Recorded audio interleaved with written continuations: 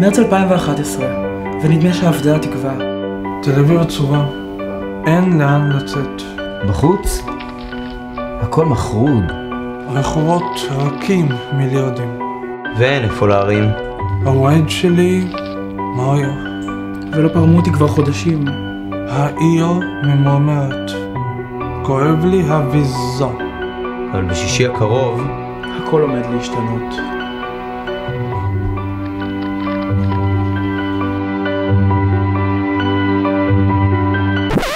אלצ'קו, זה לא ויזו, זה כוס.